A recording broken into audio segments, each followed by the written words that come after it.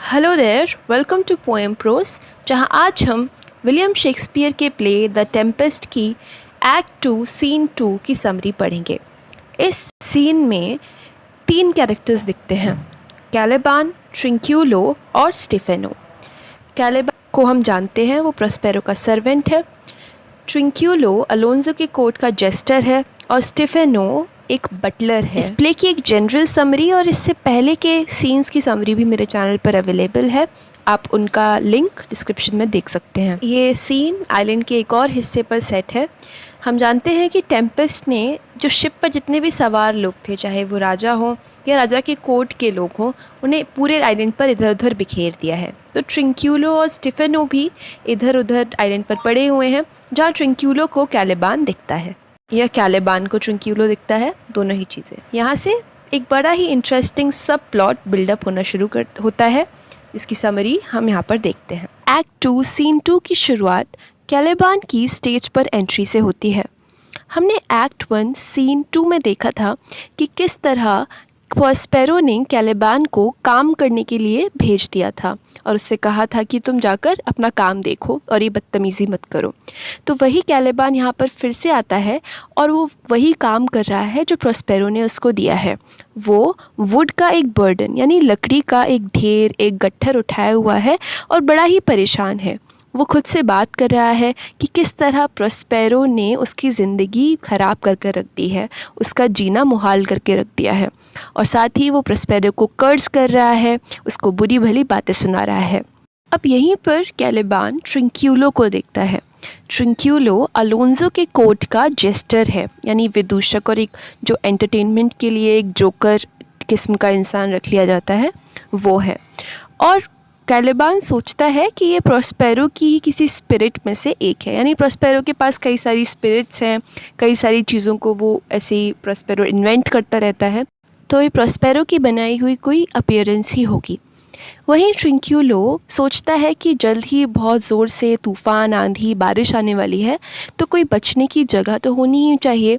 तो वो इधर उधर ताक झाँक रहा है कि कोई बचने की, अपने आप को सलामत रखने की जगह मिले। इसी दौरान उसकी नज़र कैलिबान पर जाती है और वो सोचता है कि ये कोई फ़िश है, किसी तरह की फ़िश या मरमेड जैसा कोई क्रिएचर समझ लेता है। और वो सोचता है कि इसे तो इंग्लैंड ले जाकर मैं सबको दिखाऊंगा और खूब सारे पैसे कमाऊंगा, क्योंकि इंग्लैंड देश ही ऐसा है कि वहाँ पर लोग किसी भी चीज़ को देखने के लिए पैसे फेंकने लग जाते हैं। और कैलिबान ने बड़ा ही लंबा चौड़ा लबादा पहना हुआ है, एक क्लोक जिसको कहते हैं, लंबा चौड़ा कपड़ा सा है उसके शरीर पर। तो ट्रिंक्यूलो उस कपड़े के अंदर ही घुस जाता है। तो बड़ा ही फ़नी और ह्यूमरस सा सीन है कि कैलिबान एक पूरा जो अपने आप में एक क्रिएचर है, एक और आदमी पूरा का पूरा ट्रिंक्यूलो उसके अंदर, उसके कपड़ों के अंदर घुस जाता है। अब यहीं पर एंट्री होती है स्टिफेनो की, जो कि बड़ा ही एक बढ़िया सा सेलर्स का गाना गाते हुए एंट्री लेता है सीन में और साथ ही वो शराब पीता जा रहा है। तो वो देखता है ट्रिंक्यूलो और कैलिबान को, और क्योंकि हम जानते हैं कि ट्रिंक्यूलो कैलिबान के क्लोक के अंदर छुपा हुआ है, तो वो सोचता है कि अरे ये तो कोई मॉन्स्टर है जिसके 4 पाँव हैं और 2 वॉइसेस हैं, क्योंकि वो बोल भी रहे होते हैं दोनों के दोनों। तो बड़ा ही ह्यूमरस एक सिचुएशन क्रिएट हो जाती है कि वो सोचता है कि ये एक मॉन्स्टर है जिसके 4 लेग्स हैं और 2 वॉइसेस हैं। फिर स्टेफेनो को अपने आप समझ आता है कि नहीं, ये तो ट्रिंक्यूलो है और एक और यहाँ पर एक क्रिएचर है जिसको मैंने पहले कभी नहीं देखा। और वो कैलिबान को पकड़ता है और बड़े शौक़ से उसे भी शराब पिलाने लग जाता है। और कैलिबान स्टेफेनो से एक तरह से इम्प्रेस हो जाता है, और क्योंकि उसे प्रोस्पेरो से एक नफ़रत है उसके मन में, तो वो उसे अपना नया मास्टर या फिर एक भगवान की तरह देखने लग जाता है। और स्टेफेनो उस लिकर को यानी शराब को होली बुक की तरह प्रेजेंट करता है और एक पॉइंट पर ये भी कहता है कि इस नए रिलीजन यानी शराबी होने का जो रिलीजन है, हमेशा नशे में चूर रहने का जो रिलीजन है, उसे एक्सेप्ट करो। कैलिबान स्टेफेनो से प्रॉमिस करता है कि उसे आइलैंड की सारी ब्यूटीफुल सुंदर चीज़ें वो दिखाएगा, और यानी वो ट्रिंक्यूलो और स्टेफेनो के साथ शामिल हो जाता है और आगे भी ये लोग बड़े ही दंग कर देने वाले प्लान्स बनाएंगे, जो कि इस प्ले को बहुत ज़्यादा इंटरेस्टिंग बनाएंगे और सब प्लॉट को भी प्लॉट जितना ही एंगेजिंग बना देंगे। तो ये थी इस सीन की समरी। अब इस सीन का एक क्विक एनालिसिस कर लेते हैं। इस सीन से ही ऑडियंस को प्ले के सब प्लॉट के बारे में पता चलता है।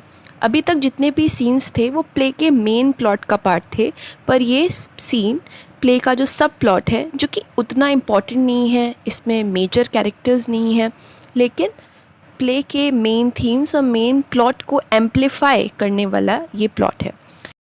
शेक्सपियर के बारे में कहा जाता है कि वो एरिस्टोटल का जो आइडिया है प्ले को लेकर उसको फॉलो नहीं करते, क्योंकि एरिस्टोटल टाइम, एक्शन और प्लेस की यूनिटी की बात करते हैं और उसके अंदर ही आता है कि प्ले में कोई सब प्लॉट नहीं होना चाहिए। लेकिन यहाँ पर हम देख रहे हैं कि इस प्ले में एक सब प्लॉट है। ये सीन एक कॉमिक रिलीफ की तरह भी एक्ट करता है, क्योंकि जब से ये प्ले शुरू हुआ है काफ़ी अनफॉर्चुनेट इंसिडेंट्स हुए हैं।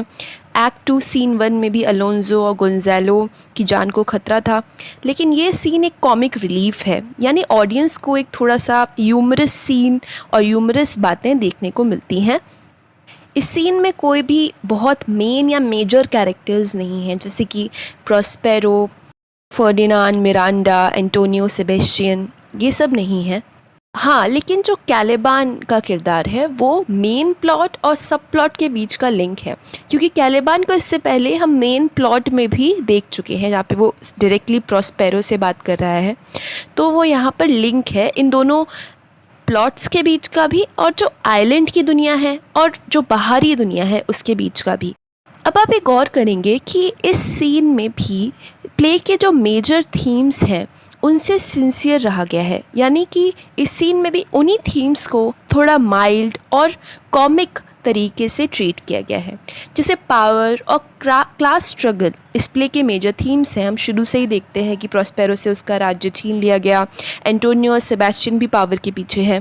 ये सब जो मेन कैरेक्टर्स हैं वो जिन चीज़ों के पीछे हैं, हमारे माइनर कैरेक्टर्स भी ठीक उन्हीं चीज़ों के पीछे हैं, लेकिन इनका जो ट्रीटमेंट है वो थोड़ा सा कॉमिक है, ह्यूमरस है और उतना सीरियस नहीं है। कैलिबान दिखता है कि उसे प्रॉस्पेरो एज अ लॉर्ड नहीं पसंद, प्रॉस्पेरो उसे बिल्कुल नहीं सुहाता, लेकिन उसका ऐसा कोई आइडिया नहीं है कि उसे फ्री हो जाना है। उसे नया कोई लॉर्ड चाहिए ताकि वो प्रॉस्पेरो को मात दे सके, जिसके तहत वो स्टीफेनो को अपना नया लॉर्ड मान लेता है। अब यहाँ पर हम क्वेश्चन कर सकते हैं कि कैलिबान पूरी तरह आज़ाद क्यों नहीं होना चाहता। ये चीज़ ह्यूमन नेचर और ह्यूमन सोसाइटी का जो नेचर है उसको बड़ा ही अच्छे से हमें एक्सप्लोर करने का और उस पर सोचने का मौका देती है। अगर आप अपने आसपास देखेंगे तो आपको कई एक कैलिबान मिलेंगे। हम बहुत आसान एग्जाम्पल लेते हैं। इंडिया 1947 से पहले ब्रिटिश रूल के अंदर था, लेकिन जब तक कुछ एक लीडर्स ने आकर, जैसे कि महात्मा गांधी, शहीद भगत सिंह, मौलाना अबुल कलाम आज़ाद, सुभाष चंद्र बोस, इन्होंने आकर आज़ादी की पहल नहीं की, तब तक इंडिया के ज़्यादातर लोग एक ग़ुलामी की ज़िंदगी जी रहे थे। वो उसमें ही सोच रहे थे कि उनका क्या फ़ायदा है, क्या नुकसान है, और उसी में काट रहे थे। किसी में इतनी बुद्धि थी ही नहीं कि वो देख पाएँ कि ये ब्रिटिश रूल है वो मॉरली गलत है और हमें अपना नेशन खुद क्लेम करना चाहिए। तो बहुत कम लोग ही होते हैं जो लीडर बनते हैं।